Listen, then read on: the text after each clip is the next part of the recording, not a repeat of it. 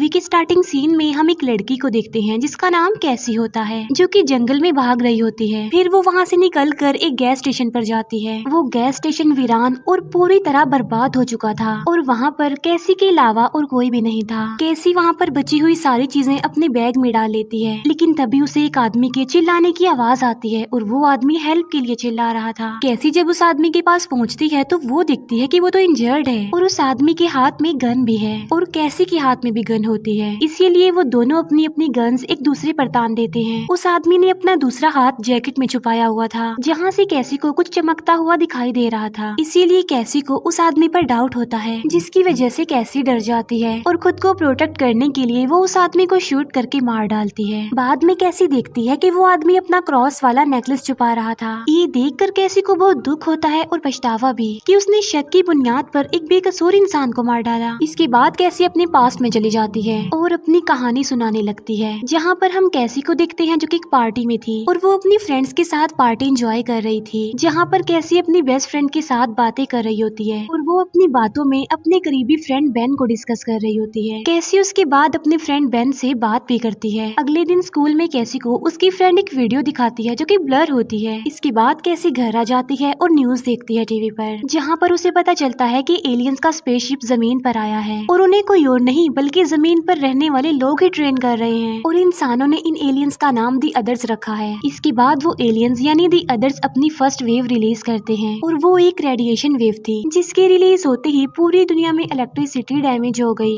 जहाँ पर गाड़ियाँ, मोबाइल्स और हर इलेक्ट्रिक चीज ने काम करना छोड़ दिया और ये चेंजिंग देखकर लोग बहुत ज्यादा डर गए। इसीलिए उन्होंने ये जगह छोड़कर बड़े सिटीज की तरफ मूव कर लिया। फिर एक दिन कैसी और उसका भाई पानी भर रहे होते हैं कि तभी सेकंड वेव भी रिलीज हो जाती है, जिसमें उन एलियंस यानी दी अदर्स ने पूरी दुनिया के सिस्टम को चेंज कर दिया, जिसका साइड इफेक्ट ये होता है कि अर्थक्वेक और समुद्री तूफान।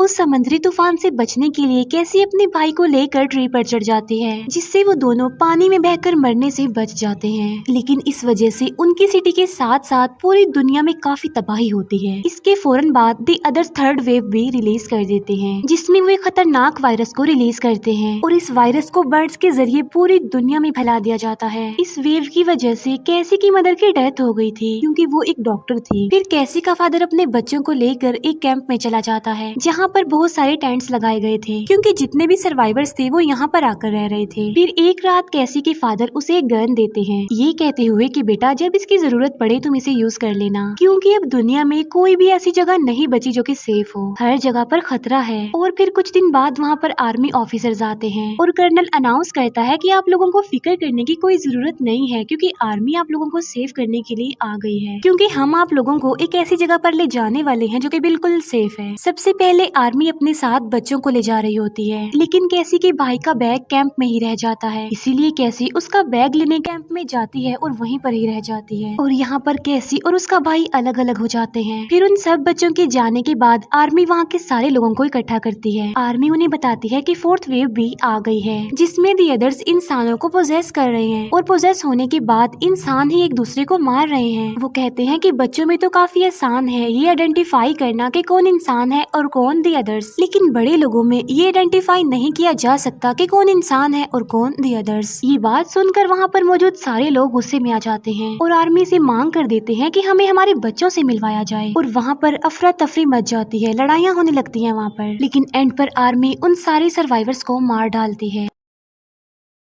कैसी भी ये सब कुछ देख लेती है। तब कैसी के फादर उसे कहते हैं कि बेटा यहाँ से भाग जाओ। और फिर जब आर्मी वहाँ से चली जाती है तब कैसी अपने फादर के पास आती है और अपने फादर को मरा हुआ देखकर कैसी बहुत ज्यादा दुखी हो जाती है और अब वो ये बात डिसाइड करती है कि चाहे जो भी हो जाए मैं अपने भाई को तो बचा कर रहूंगी। तभी वो वहाँ से गन लेती है और आर्मी यूनिट की तरफ भागती है। चलते चलते वो उस गैस स्टेशन के पास आ जाती है जहाँ पर वो मूवी के स्टार्ट में भी गई थी। फिर आर्मी हर जगह से बच्चों को कलेक्ट करके एक सेफ जगह पर ले जा रही थी। वो लोग सारे बच्चों को एक एक टोकन देते हैं और बाद में उन बच्चों का चेकअप करने के लिए उन्हें अंदर भेजा जाता है। और तभी उन बच्चों में बारी आती है कैसी के फ्रेंड यानी बेन की। और जब बेन अंदर जाता है तो डॉक्टर उसे बताती है कि दी अदर्स इंसानों का रूप लेकर इंसानों पर ही अटैक कर रहे हैं और इसीलिए आर्मी को उन सब बच्चों की जरूरत है ताकि वो दी अदर्स से लड़ने के लिए इन बच्चों को ट्रेन करें। ये सारी बातें बताकर डॉक्टर बेन के अंदर एक ट्रैकर इंजेक्ट कर देती है और सेम ऐसा सारे बच्चों के साथ किया जाता है। हम कैसी को देखते हैं जो कि अपने सफर में होती है। फिर वो जंगल से निकलकर रोड पर आ जाती है जहाँ पर उसे कोई गोली मारकर इंजर्ड कर देता है, जिससे कैसी फौरन बेहोश हो जाती है। आर्मी यूनिट में हम देखते हैं कि आर्मी बच्चों को ट्रेन कर रही होती है 5th वेव से लड़ने के लिए। कैसी को वहाँ से एक इवान नाम का लड़का उठाकर अपने साथ ले जाता है, जो कैसी को मेडिसिन वगैरह देता है। और उस लड़के को कैसी का नाम भी पता था, वो इसलिए क्योंकि वो कैसी की डायरी पढ़ चुका था। फिर कैसी उस लड़के यानी इवान से अपनी गन के बारे में पूछती है, जिस पर इवान कहता है कि मैं तुम्हारी गन के बारे में कुछ नहीं जानता, मेरे पास नहीं है वो। इसके बाद कैसी इवान से आर्मी यूनिट का एड्रेस पूछती है और वो ये कहती है कि वहाँ मैंने जाना है अपने भाई को बचाने के लिए। आर्मी यूनिट में हम देखते हैं कि कैसी का भाई बेन के ही ग्रुप में होता है। वो सब लोग वहाँ पर बैठे होते हैं कि तभी वहाँ पर डॉक्टर एक लड़की को लेकर आती है और उस लड़की को बेन की टीम में शामिल कर देती है, क्योंकि वो लड़की एक काफी अच्छी शूटर थी। कैसी देखती है कि इवान काम में बिजी है, इसीलिए वो उस घर को एक्सप्लोर करने के लिए इवान के रूम में जाती है और वहाँ पर कैसी को अपनी गन मिल जाती है और इस वजह से कैसी डर जाती है और फिर वो वहाँ से भाग ही रही होती है कि तभी इवान आकर उसे पकड़ लेता है। कैसी को इवान पर डाउट होता है कि शायद ये मुझे मार देगा, लेकिन असल में वो कैसी को दी अदर से प्रोटेक्ट कर रहा था। फिर इवान कैसी को घर ले आता है और उसे बताता है कि मैंने तुम्हारी गन इसीलिए छुपाई थी कि मुझे डर था कि कहीं तुम मुझे शूट करके न मार डालो। और वो ये भी कहता है कि शाम को मैं खुद तुम्हें आर्मी यूनिट ले जाऊंगा। फिर वो लोग आर्मी यूनिट के लिए निकल पड़ते हैं। रास्ते में इवान कैसी को ट्रेन भी करता है कि कैसे खुद को प्रोटेक्ट किया जाएगा। कर्नल बेन को कहता है कि मैं तुम्हें अपनी आर्मी के साथ एक मिशन पर भेज रहा हूँ और वो बेन को एक हेलमेट भी दिखाता है और बताता है कि ये हेलमेट स्पेशल दी अदर्स को आइडेंटिफाई करने के लिए बनाया गया है और वो सारे लोग इस हेलमेट को पहनेंगे और जब दी अदर्स इनके सामने आएंगे तो लाइट ग्रीन हो जाएगी। हम देखते हैं कि कैसी और इवान एक दूसरे के साथ घुल मिल गए थे, जबकि बेन को आर्मी के बजाय बच्चों की टीम के साथ भेज दिया जाता है मिशन के लिए। लेकिन बेन कैसी के भाई को वहीं पर छोड़ जाता है क्योंकि कैसी का भाई एज में काफी छोटा था। फिर वो लोग अपने टारगेट पर पहुंच जाते हैं और वो दिखते हैं कि दी अदर्स हेलमेट की मदद से सच में ग्रीन नजर आ रहे हैं और यहाँ पर बच्चों और दी अदर्स की जबरदस्त फाइट होती है। इसी लड़ाई में एक बच्चे की मौत भी हो जाती है। दी अदर्स को डिस्ट्रैक्ट करने के लिए वो शूटर एक बस को ब्लास्ट कर देती है, जबकि बाकी लोग एक जगह पर जाकर छुप जाते हैं। फिर वो शूटर जब अपनी टीम के पास पहुँचती है तो वो अपना ट्रैकर निकाल देती है, जिससे अचानक वो भी सबको ग्रीन नजर आ रही थी। ये देखकर बेन को सारी बात समझ आ जाती है और वो भी अपना ट्रैकर निकाल देता है। ट्रैकर निकालने पर वो भी सबको ग्रीन ही नजर आ रहा था और बेन यहाँ पर आर्मी की सारी चाल समझ चुका था। वो सबको समझाने की कोशिश करता है कि ये हमारे लिए एक ट्रैप है जिसमें दी अदर्स हमें फंसाना चाह रहे हैं और 5th वेव कोई और नहीं बल्कि हम बच्चे हैं और हमारा इस्तेमाल दी अदर्स कर रहे हैं बचे हुए इंसानों को मारने के लिए और इसीलिए उन्होंने ट्रेनिंग देने के लिए बच्चों को ही चुना, क्योंकि बड़ों की निस्बत बच्चों को चेंज करना आसान है।